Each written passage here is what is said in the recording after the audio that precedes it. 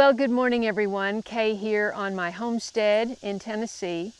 And if you're new here, I live on a little over 9 acres in the country, not too far from a town. I have some great neighbors, and I've been here about 4 years after living in the big city for 40 years. Big cities. Woo! Wow, and it's so nice to be here. So I know some of you who follow me are aware that my mother is in pretty bad shape. So a long journey is in the home stretch. A long, amazing journey from really dire poverty to healthy middle class. You know, we had a father who had a small business and a stay-at-home mom and who did everything and still managed to go on a vacation every year. And unfortunately, that's not something that's feasible today. Our middle class has been decimated. At any rate, I have told my mother many times during this numerous years she's been in this facility that she lived at the best time. You know, she came out of the Depression and picking cotton in the South and had a wonderful life and was loved and admired for 80 years, really. So 85. About 85, I told her she couldn't work anymore, and well, that's a story I'll save. But anyway, I found out that I missed an email, a group email, family email, and she was officially put on hospice this past week. And because she's moaning a lot, they have upped her pain medicine, which makes it much harder to communicate with her. She is virtually blind from macular degeneration. She is helpless. She can't move her own body. She just outlived her body. Her body's worn out. And so I'm very involved in that. I want to try to spend more time over in Nashville. It's a 3-hour round trip, and you have to drive straight through Nashville traffic twice to get there and back. So when I looked for a place, I looked closer to where she was living, and things were just, at that time, that's 4 years ago, just too expensive. And you could get much better value if you got at least an hour away from Nashville. And so there were other considerations as well, but that was the main one. And so as she's winding down, my garden is winding down. We have been in a drought. Now, I lived in California, so I know what droughts are. Droughts are like 7 years at a time.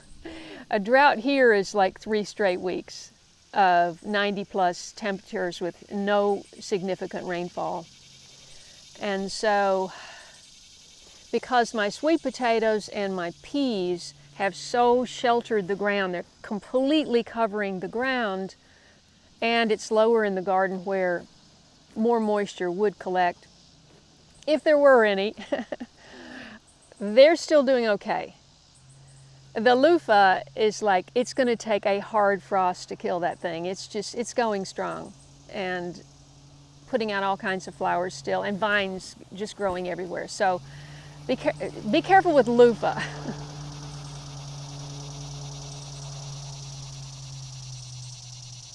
Loofah's not as invasive as bamboo, but bamboo's a perennial and loofah is not. But loofah takes over, and so you've got to be prepared for that. I'm growing loofah for sponges again because The seeds I grew in 16, 17, and I think I put in a vine in 18. Yeah, I grew a couple of vines, no vines in 17, a little vine in 18 or 19. And so my seeds were getting old, and I was concerned about replenishing good seed for loofah. Because when you order loofah seeds, they're kind of different. You know, my friend Daryl's loofah just wasn't as good as mine. And so he wanted seeds from me. And it's something also that I could sell. And I haven't tried to sell them because I have a bucket from 2016, and I haven't tried to sell them because I can't guarantee they're going to come up. They're 8 years old, so, well, next year they'll be 9 years old. So I wanted new seed, so that's why I planted. I don't need any more sponges. I have enough sponges from 16 and 17 or 18 to last me the rest of my life, and I don't need it. But anyway, that's why I'm growing it this year, and so things are really winding down. The sunflowers took a beating. They're all pretty much dried. And I've saved a few blooms. And on my flower garden, I think because the deer ate the sunflowers back to like half-mast, they grew back, and they still look good, even though I haven't put a drop of water on the flower garden at all. I do have drip hoses on the terraces, and I do have some plants looking really good on the terraces. So I'll do a walk around and do a whole thing, but I just wanted to give you the short version of what's going on. I'll be real involved with, my mother has a lot of stuff because when she moved in there, it was assisted living. She's got furniture and all kinds of stuff. So it will be challenging. And one of the interesting things, my mother was infinitely interesting, is she went to the funeral of a friend of hers back, before she went to this facility, which has been at least 7 years now. And when she went in there, she was walking and talking and still able to write, but her macular degeneration is what ended her writing. She couldn't see. At any rate, she spent at least 2 full years working on her funeral arrangements. Now, this is going back, she was on her second computer. I got her on an iMac.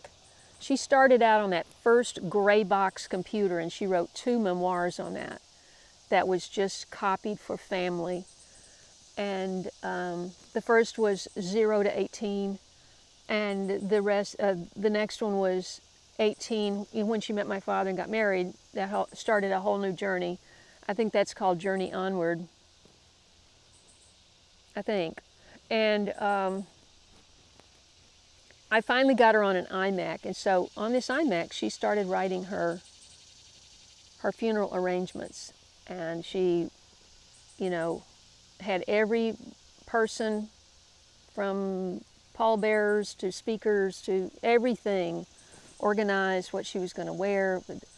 Of course, the plot's all paid for. So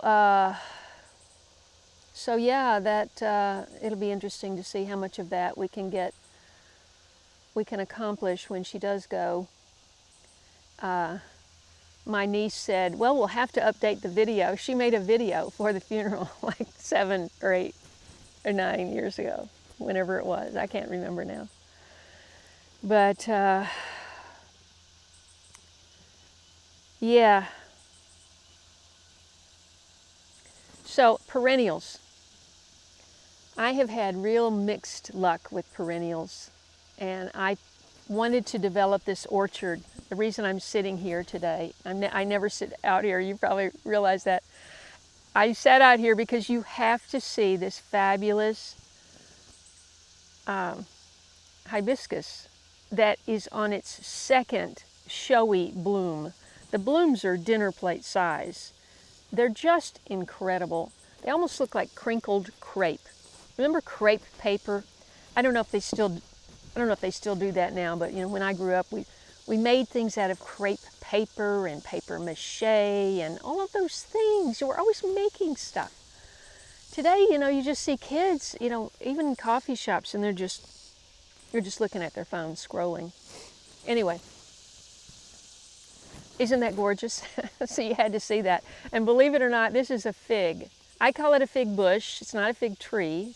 It's a many multi-stem. It grew that way. I don't know why.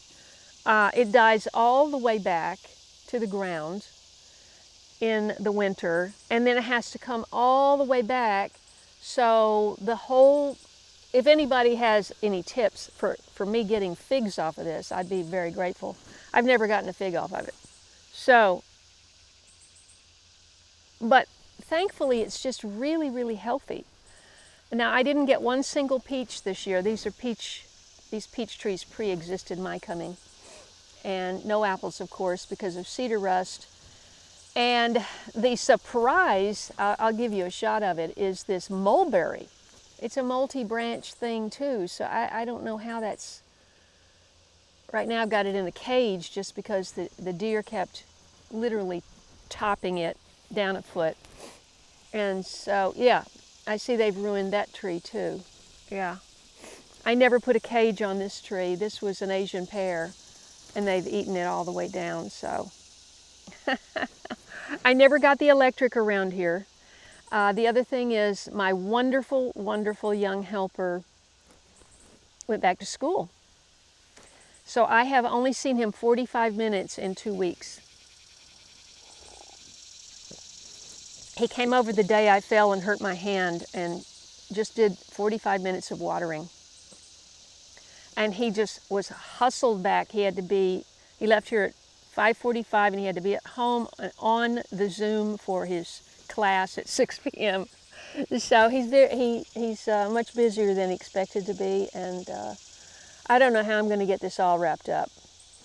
I did make an order for unsprayed hay, 40 bales, which sounds like a lot, but you know, I have so much area to cover that it won't even cover all of my gardens.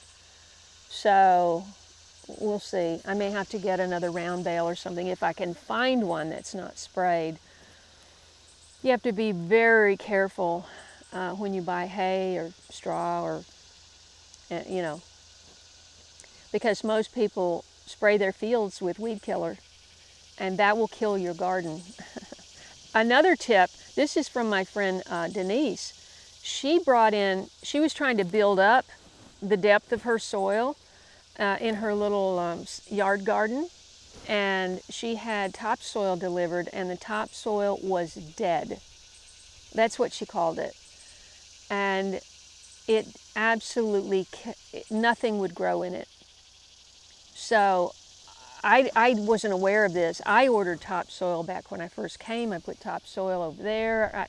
I spent hundreds and hundreds of dollars on loads of topsoil because I'm on a hill, and you might have that much good soil, and you scrape down to try to make something level, and you're in rock. So you've got to add all that back up. And when we made these terraces, that's what happened. I had to have a lot of topsoil brought in to cover that up, and things grew, but you know, that may be why things haven't done as well on the terraces. I don't know. So anyway, I will be sure and keep you informed about what happens with my mother, and I know that I'm going to be pretty busy, and I was just thinking maybe I could just do a couple of live streams or something, and you know, because editing takes a lot of time, and I don't know if I'll have that kind of time. I'm still trying to get food preserved. I harvested this morning. I'll show you a few shots of what I got. I'll just name it off. I took out my first about, I guess, a dozen loofah that are completely dry, and the other ones have quite a ways to go. And be sure and watch my loofah video if you're interested in learning about how to grow it. because I go through the whole process. I did that back in my tiny California garden. And so I did the loofah. I didn't come down the last 2 days because I was in Nashville yesterday and the day before, whatever. And the squash, I've got, hopefully my neighbor's chickens can use some of the overgrown zucchini and yellow squash. And then I harvested some peas. There's a lot more down there. Some wild goose pea, that's the heirloom pea that's been in my family for over 100 years. And cherry tomatoes, a few tomatoes. Tomatoes are really almost done. Now I have a couple of plants up in here that are still going strong, so I'm looking forward to getting that big garden put to bed so that I can just start my focus, bring my focus up closer to the house. I've got plenty to deal with up here, oh my goodness. So I got just enough to probably have okra for tonight and some beans, okra and beans for dinner. These purple beans I've grown before, they just get so many diseases and I was just sick of it. And so I just pulled them all out and I took off what was on there. And but the thing that the bees were really interested in this morning, they were all over it, was the butternut squash. And I'm so glad I got that. Every year I've been here, I have had winter squash coming out my ears. Last year I had 60 pounds of just this one mystery squash, which, by the way, there's one plant over there. I don't know if it's going to make anything. I've got one cushaw over there. I don't know if it's going to make anything. Just this was a bust of a year for winter squash. And watermelons, very sad. I harvested a 20 to 25 pound watermelon this morning. It was kind of hidden and I missed it, and it looks like it's going to explode, so I have a feeling it's probably too late to be good. What else? Peppers. Peppers are still going strong, but they need a lot of water. And I just said, you know what? I'm going to water this evening. I'm not going to water this morning. I'm going to come up, talk to you guys and gals. And yeah, and my Egyptian spinach, I only have 2 plants. They look fabulous. The red Malabar spinach, both of those I learned about through Jack Davis at Epic Yard Farm. Be sure and check out her channel. She does a lot of wonderful things. That's in Arizona, climate. I first learned about moringa from her too, and I've got moringa growing. I've got one moringa that's as tall as me. I have never been able to accomplish that, so I'm very excited about that. Well, I've got tomatillas too, but they didn't do that well. Eggplant didn't do that well. But I've got a cucumber, lemon cucumber, couple of plants over there that have just decided last minute to take off. So maybe I'll get some nice ones out of that. And behind over here you see blueberries, and then the raised beds are behind there, and I want to do a whole video on that because I spent a lot of time and money to get help to cover those, to take all the dirt out. Well, first of all, they were rebuilt in the fall. All but the one, this one is, that one right there. Well, I don't know if you can see it, but behind the hibiscus is one that never got done. Can't find anybody to do the job. It's just too small of a job. Nobody wants to mess with it. So I don't know what I'm going to do about that. So I'm going to have another video on reflections. There's some other things I want to talk to you about, but I want to get this video out because I've already talked probably 20 minutes. All right. Thanks so much. I hope you subscribe. See you in the next video. God bless you.